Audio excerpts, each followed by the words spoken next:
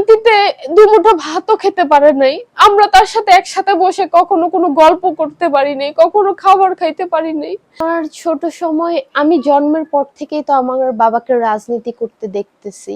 তখন থেকেই আহ আমার বাবা পুলিশের হামলার শিকার হতেন, বাসায় থাকতে পারতেন না, নিজের বাসায় চোরের মতো পালিয়ে পালিয়ে আমার বাবার আসতে হতো, ফ্যামিলিকে সময় দিতে পারতো না, তারপর পরিবারের খোঁজ খবর ঠিক মতো রাখতে পারতেন না, একমাত্র এই পুলিশের হয়রানির কারণে। নিজের বাসায় সে চোরের মতো প্রবেশ করত, রাতে কথা বলতে পারতো না উচ্চ স্বরে, যে এই বুঝি তার উপর হামলা হয়, এই বুঝি পুলিশ এসে তাকে জ্বালাতন করতো। এবার যখন আব্বু পলাতক রইলো, আমি আমার বাবাকে ফোনটা পর্যন্ত করতে পারতাম না, ভয়ে থাকতাম যে আমার বাবার হয়তো ফোন ট্র্যাক হবে, হয়তো আমার ফোন ট্র্যাক করে আমার বাবার পর্যন্ত তারা পৌঁছে যাবে। আমার বাবাকে, আমার বাবা তো মারা গেছে 1 বছর যাবত, আমার বাবাকে 8 বছর আমি চোখে দেখি নাই।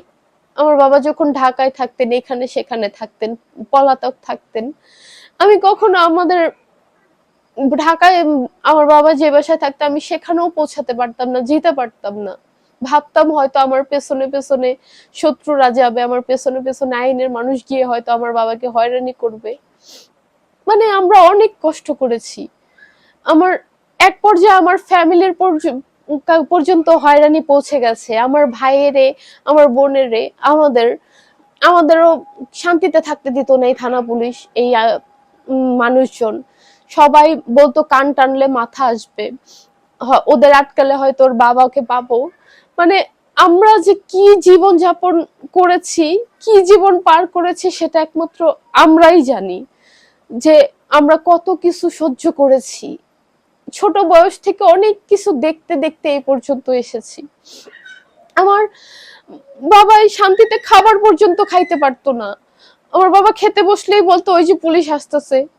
আমার বাবা ওই অবস্থায় বাসা ত্যাগ করতেন।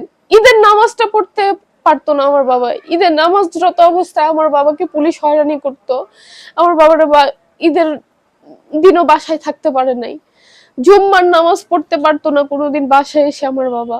কখনো শান্তিতে দুমুঠো ভাতও খেতে পারে নাই, আমরা তার সাথে একসাথে বসে কখনো কোনো গল্প করতে পারি নাই, কখনো খাবার খাইতে পারি নাই, ভালো মতো ঈদ উদযাপন করতে পারি নাই। আমার বাবা বাসায় আসলে আস্তে আস্তে কথা বলতো, আমাদের সাথে জোরে হাসাহাসি করতে পারতো না, কথা বলতে পারতো না, চুপ করে চোরের মতো থাকতো, যে হয়তো কেউ উৎপেতে থাকবে, হয়তো কেউ বলে দিবে সে বাসায় আসছে, হয়তো রাতে পুলিশ এসে পড়বে। এটা ঘটতো, এটা ঘটতো, বাসায় আসলে কেউ দেখে ফেলে বলে দিত, আবার পুলিশ এসে হয়রানিও করতো।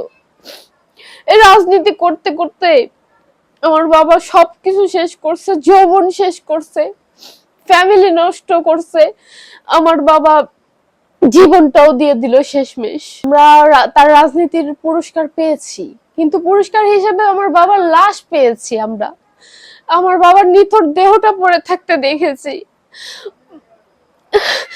আমরা আমরা আর কিছুই পাইনি, জাস্ট এটাই পেলাম যে শেষমেশে আমার বাবার লাশটা আমাদের নিজের হাতে আমরা নিথর হয়ে পড়ে থাকতে দেখলাম, রক্তাক্ত অবস্থায়। এটাই আপনাদের কাছে দাবি, কোন পরিবার যেন আমাদের মতো এভাবে ভুক্তভোগী না হয়, কোন পরিবার বা কোন সন্তান যেন তার তার সামনে বাবার লাশ না দেখে, তারা যেন, এটাই এটাই চাওয়া শুধু।